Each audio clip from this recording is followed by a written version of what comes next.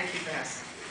I'm really here today because Bess asked me to come, and I really feel that she was a huge help to me and this couple 2 years ago, and I told her that I would do this. I don't see myself as an expert in end-of-life care at all. What happened was about 2 years ago, I was a school nurse in elementary school, and there was a gentleman who was a teacher there, and he had married late in life and had 4 small children. And he was also 20 years older than his wife. So he was in his 50s and she was in her 30s, and I knew he was a devout Catholic. He had talked about having as many children as God wanted to send him. He was a full-time school teacher, and so was she in the Red Clay School District. And we used to talk about health things at lunchtime. Suddenly, May 2 years ago, he suffered a very serious heart attack at home, and because of the time span before the CPR was given, he had a very, very serious brain injury. He was taken to Elkton Hospital, and he was breathing on his own. The respirator was used just as a backup for him. Initially, they asked all the staff at the school not to visit for a while, so I really waited about a week. When I first went in there to see him, his wife, who I never met before, approached me. She said, "You're the school nurse." And I said, "Yes, I am. I was wondering how Mr. L, I'm going to use that as his name, is doing." And what poured out of her was this anxiety that within 6 or 7 days, the staff at the hospital was already urging her to stop care for him. And now, she was from Peru. She originally was born in Japan. She was of Japanese descent, and then her family had moved to Peru. So her Spanish was very good, and her English still was very limited. And I could see her looking very concerned, very anxious. She said, already within 1 or 2 days, they were telling me we should call in hospice, we should slow the feedings down. And, as a nurse, I was like, wait a minute. I said, there is no one who can tell this about a man who is basically healthy when this happened. So, I don't know. I think I just got involved because she needed somebody. She needed a nurse. She really needed someone because she was a very quiet person, and I'm not. I think she saw in me someone who would be very assertive, ask questions. And being a nurse, she said, "Can you help me?" She said, I'm really already, and this is like 6 or 7 days into this, being pressured, being told there's no hope for him, there isn't anything you can do. The best thing you can do is, decide what you want. We can call in. I think on the 6th day, the hospital was calling in hospice, and the wife had not even asked for it. My other concern was also that the hospital was actually pressuring her and making it sound like if you really loved your husband, you would stop the care. And I told her, and I said, "Listen, you have got to stand up for him. You're his wife. You're the person.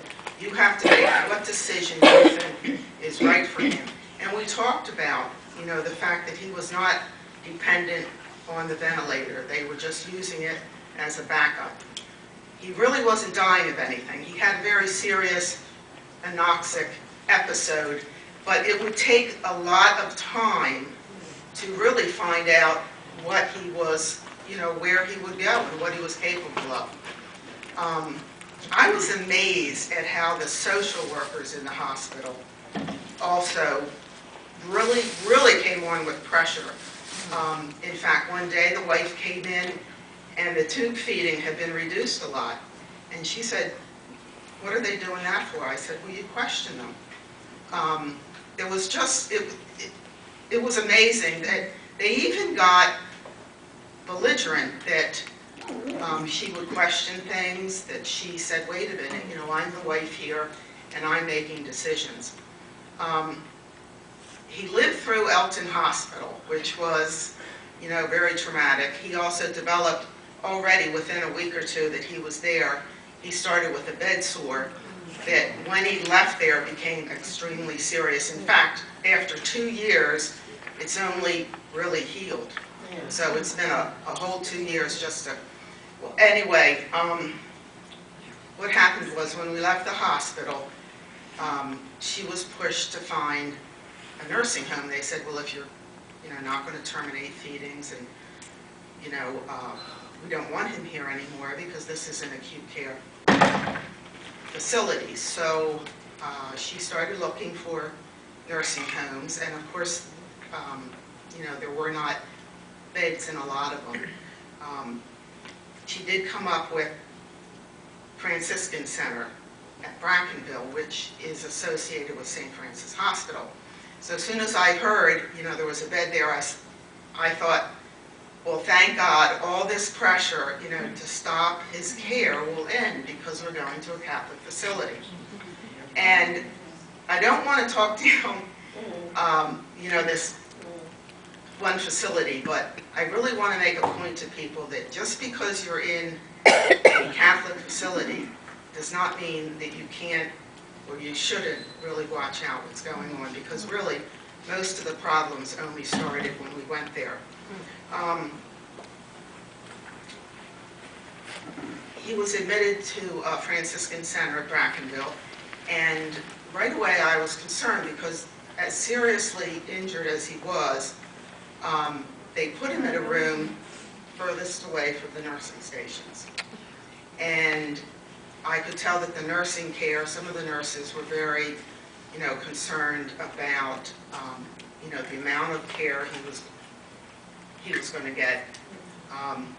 And again, right away, within 1 or 2 days, the wife was coming in, and, you know, I was visiting too, and staff there already were urging her, you know, to consider stopping the feedings for him.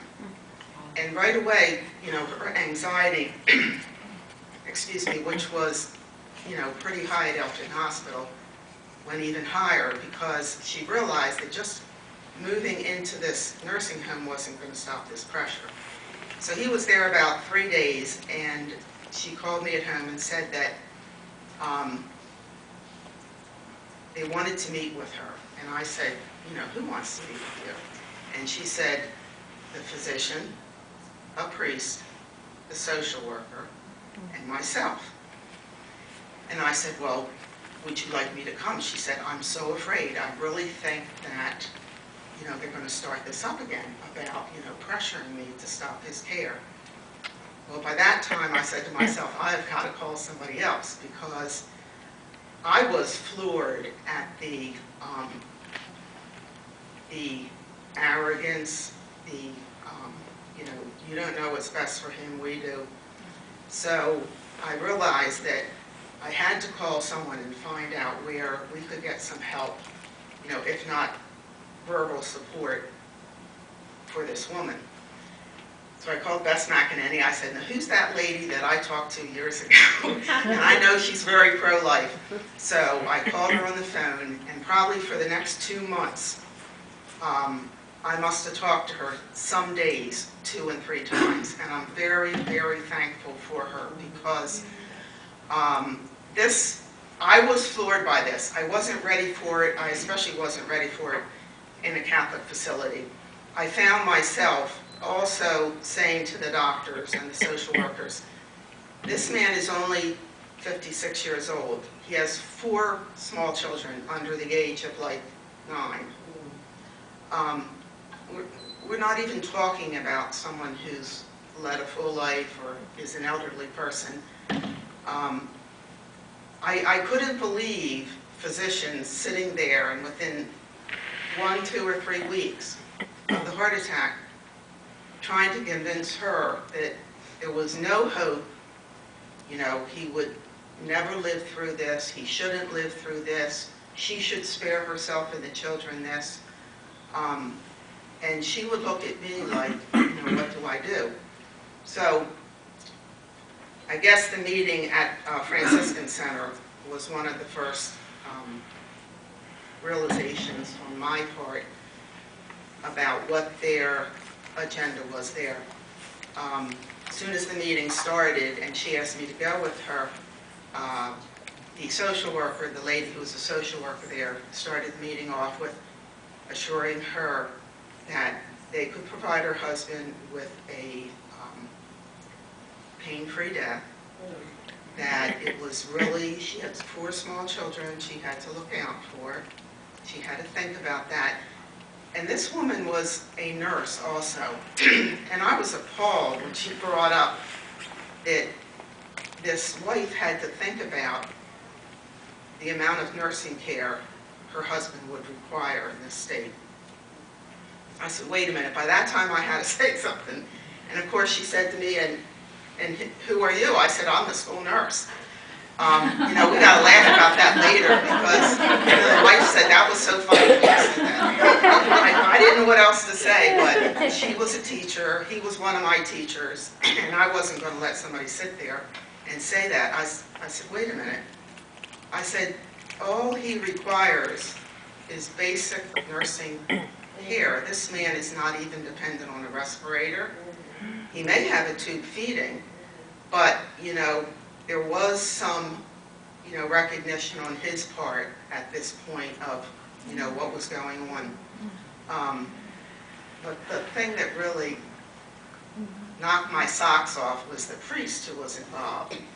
And then he took over, the social worker had him take over, and he started assuring her that this was okay with the Catholic Church. You know, was this the problem that she was having? And he said the church, you know, in these cases allows this. And was this what her husband really wanted, or was this what she wanted, keeping him alive? He also brought up the statement about, you know, you have to think about yourself, you have 4 children to take care of. I just, you know, the first thing that came out of my mouth was, Father, are we discussing if a dead dad is better than an alive dad who happens to have, you know, medical problems? I couldn't imagine how someone within 3 weeks could, you know, and the physician was sitting there, I won't say his name either, but I could tell he was behind all this. They just went on about how everything was hopeless. She should think about what he wanted, and not herself, that this was for him and not her. Then the priest, you know, proceeded to tell her that hospice could be called in, and, you know, this man would have a happy, peaceful death. And I said, wait a minute, Father. I said, I'm no expert, and I would never say I was. I said, first of all, I know the Catholic Church doesn't teach this. I said, this gentleman is not on a respirator. He isn't dying of anything. He has had an anoxic incident, and there's no way in 3 weeks that you or the doctor here know what he's capable of. Not within 3 weeks. He got very angry at me. Somehow, I thought the interesting thing was, I remember a comment about, I don't know how the Pope got into this, but